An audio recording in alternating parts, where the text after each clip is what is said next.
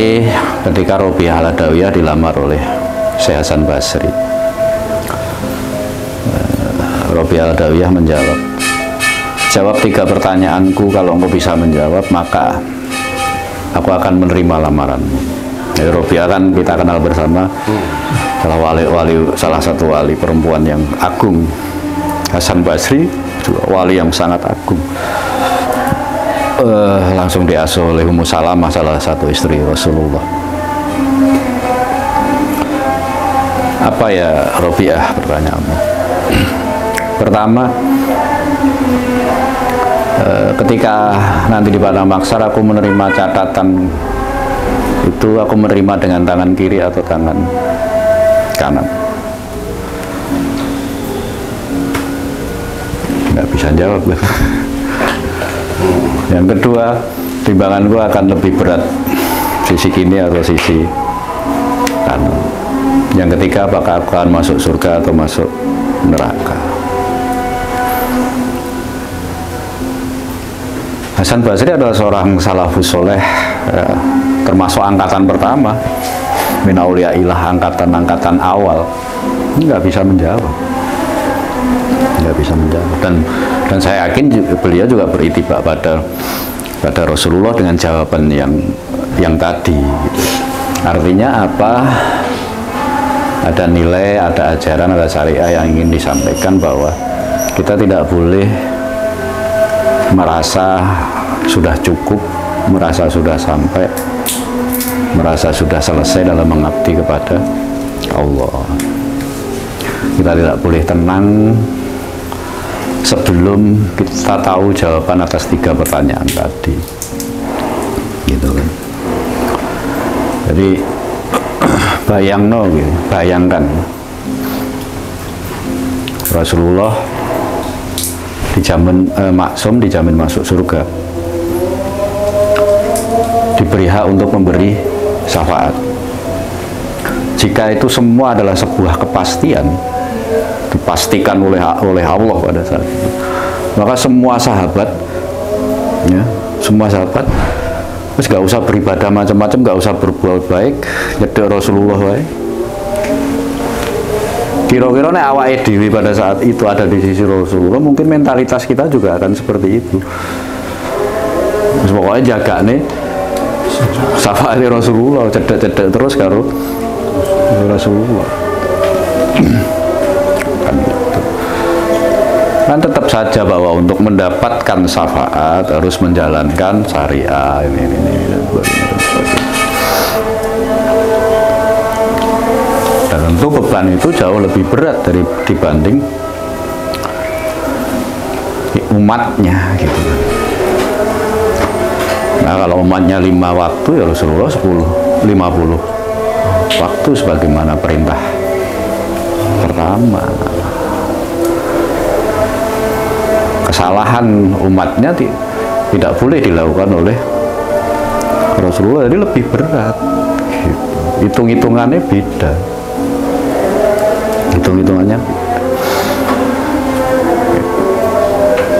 terus lah orang usah angel-angel lah. Santaran hitungannya sampean karo hitungannya ngasto di depan pimpinan Unitomo kan mesti beda. Karena kesalahan yang sampean lakukan akan jauh lebih berdampak daripada kesalahan yang dilakukan oleh ngasto. Kesalahan yang dilakukan oleh ngasto paling merodok kotor gitu, tapi kesalahan yang sampean lakukan akreditasi sudah di-C.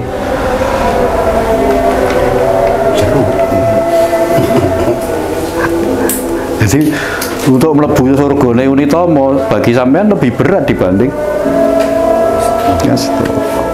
Maka sampean harus lebih maksum dari, kan ngono logikanya. Semakin berat kesuciannya, kemaksumannya semakin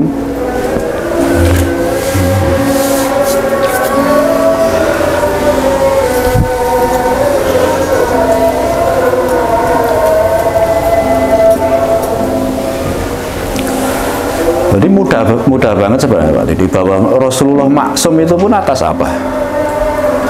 Nah iya kan selesai sebenarnya. Tidak mungkin Rasulullah maksum tanpa rahmat Allah. Otomatis kan beliau masuk surga ya atas rahmat Allah, bukan atas maksumnya. Gitu. Bukan karena maksum.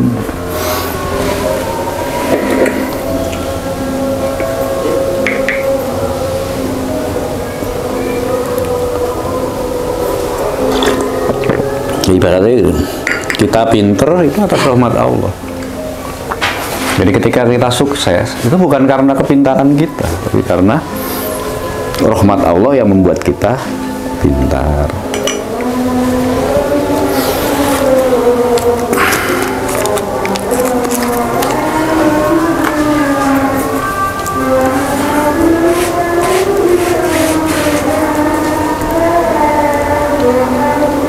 Menarik tadi dari jawabannya Pak Mukhtar itu,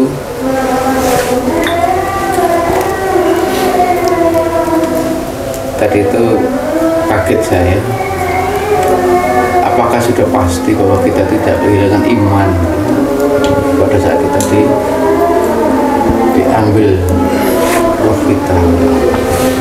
Padahal kita lah selama ini berupaya secara syariat ya, dan punya keinginan besar jangan sampai di akhir hayat kita kehilangan iman. Nah, kehilangan iman inilah yang kadang menurut saya hal yang sangat